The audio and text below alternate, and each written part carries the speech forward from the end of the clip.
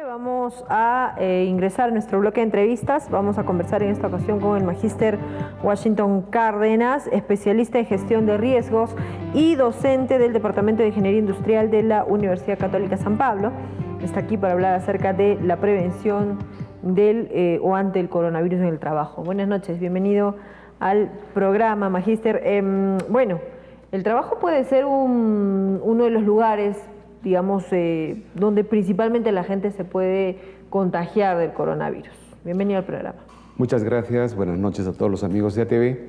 Efectivamente, cualquier lugar donde aglutina una gran cantidad de personas es pasible y susceptible de convertirse en una zona de riesgo para la transmisión de esta enfermedad que es el coronavirus. Así es, bueno, el trabajo es un lugar donde normalmente la gente pues está muchas horas, ¿no? Interactúa con la gente y es allí de gente que además viene de todas partes y que puede ser una fuente de contagio para los demás. ¿Qué hacer entonces para no contagiarse de este virus? Además, ¿qué tienen que hacer las empresas, ¿no? Para proteger a sus trabajadores? En este caso, lo que las empresas tienen que hacer es primero haber implementado su sistema de gestión de seguridad y salud en el trabajo.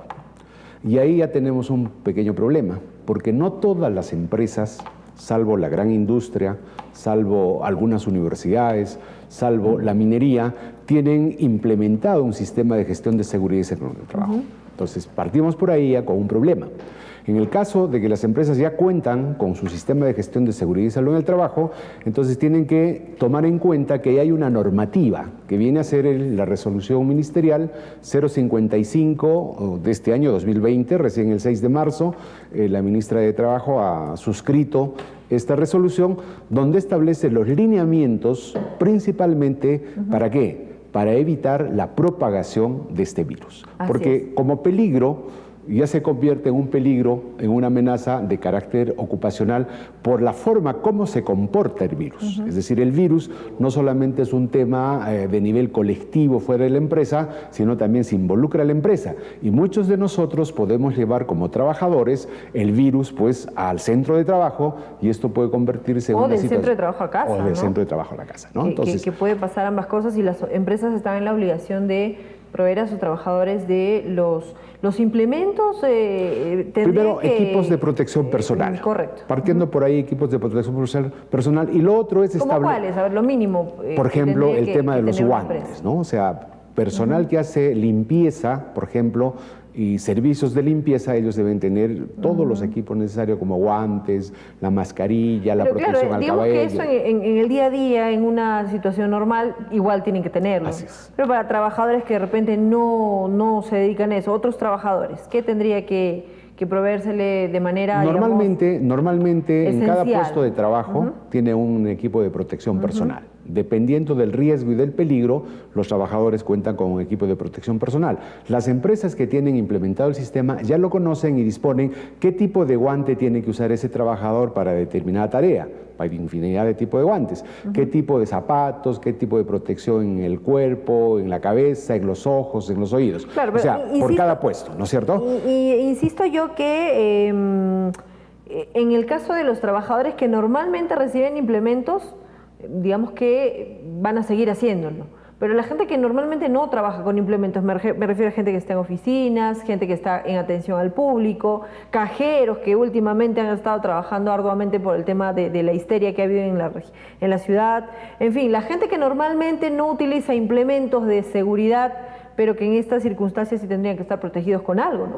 Claro, en el caso del uso, por ejemplo, de la mascarilla, ¿no es cierto? Que se ha generado todo un problema en el mercado laboral donde se ha agotado antes de tiempo, ya no hay, se ha incrementado en los precios. Por ejemplo, se establece, según el patrón de comportamiento del coronavirus, de este virus, se establece que las personas que ya están infectadas son las que deben usar las mascarillas. ¿Por qué? Porque eso va a evitar un contagio. Pero la persona que no tiene la enfermedad no requiere el uso de la mascarilla, salvo que sea un puesto de trabajo, como le digo, que puede estar en contacto con materiales o insumos donde haya manipulación pues, y posibilidad de presencia de este virus, como por ejemplo las personas que hacen limpieza en los servicios higiénicos de los centros de trabajo y que es el punto donde se debe tomar en cuenta. Por eso que la norma establece tres aspectos muy importantes. Primero, las medidas de prevención. En segundo aspecto, la norma establece las medidas de gestión de seguridad y salud en el trabajo, que es un tema, por decir así, de control administrativo. Y finalmente... ¿Qué significa? ¿Qué implica esto? Ya, a ver, en el tema de gestión de seguridad y salud en el trabajo, la empresa, por ejemplo, debe desarrollar algunas gestiones que establece ya el modelo de gestión de riesgo a través de la ley 29883. Primero, debe hacer un I+C. El I+C viene a ser la identificación del peligro. En este caso el peligro ya está identificado, claro. O sea, es un peligro biológico, pero lo que no está identificado son las fuentes de transmisión de este peligro. Entonces en las empresas hay que hacer un I+C para identificar las fuentes de transmisión de ese virus que pueda haber en la empresa.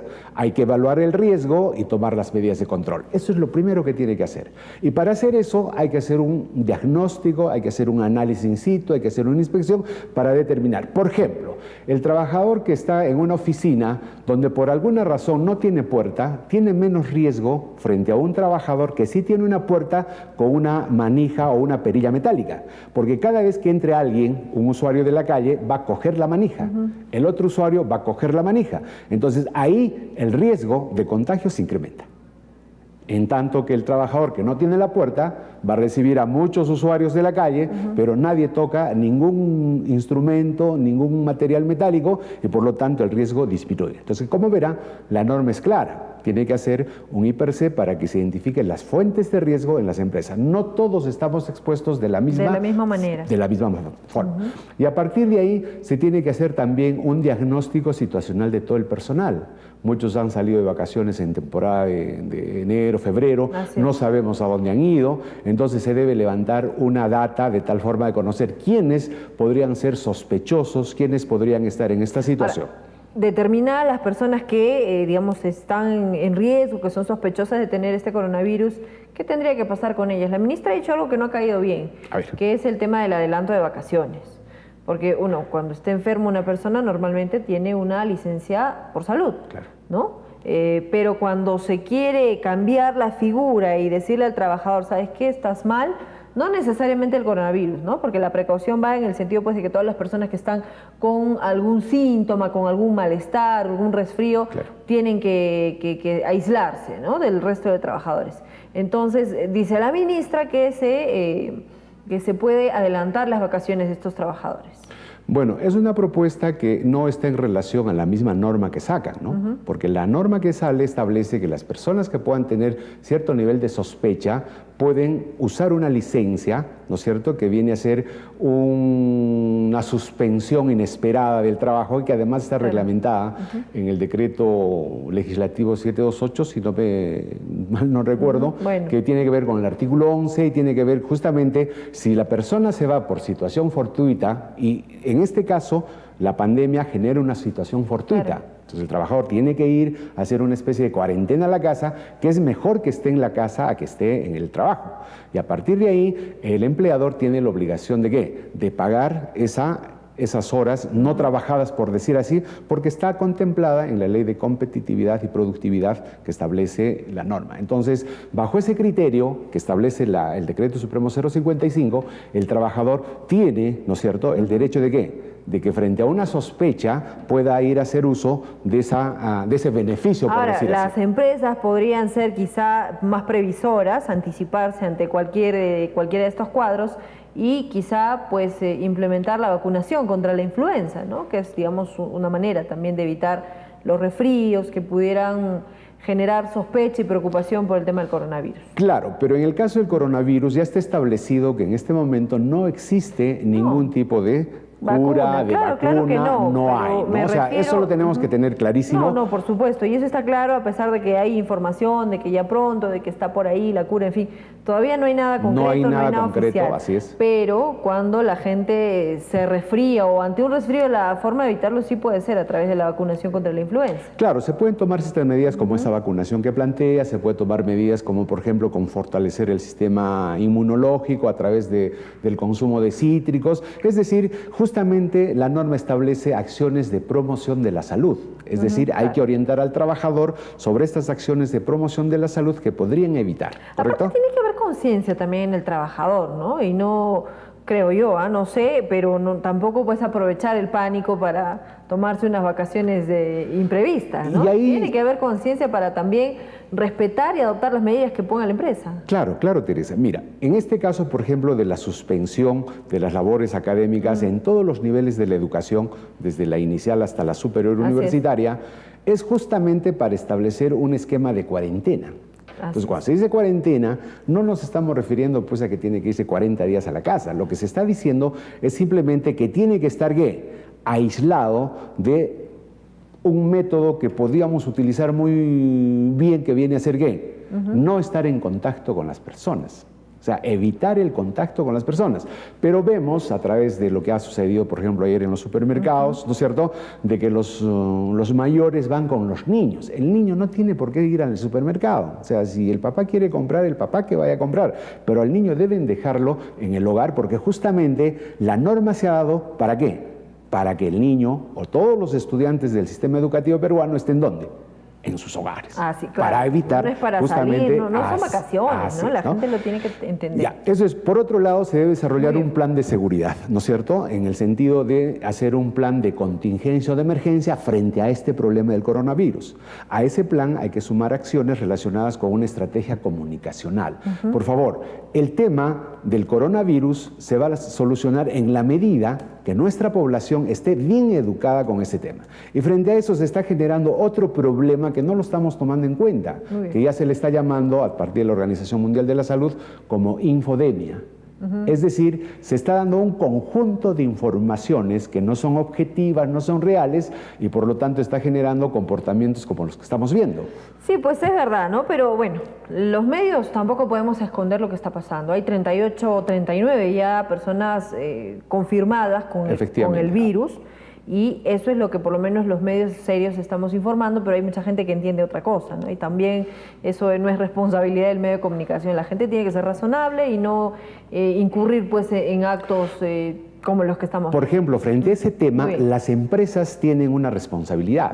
Ellos tienen que decidir los canales de comunicación y las fuentes oficiales, como son Organización Mundial de la Salud, Organización Panamericana de la Salud, el MINSA, donde ellos tienen que establecer cartillas de información. Es decir, si cada empresa procesa la información adecuada y utiliza los medios que tiene, entonces vamos a disminuir esta información falsa, supuesta, que se viene dando y que genera comportamientos inadecuados. Muy bien, muchas gracias. Tenemos que irnos, lamentablemente. Para concluir, solamente una medida tiempo. muy interesante, Teresa, solo para concluir. Mire, un aspecto interesante es un poco lo que hay que hacer en la empresa.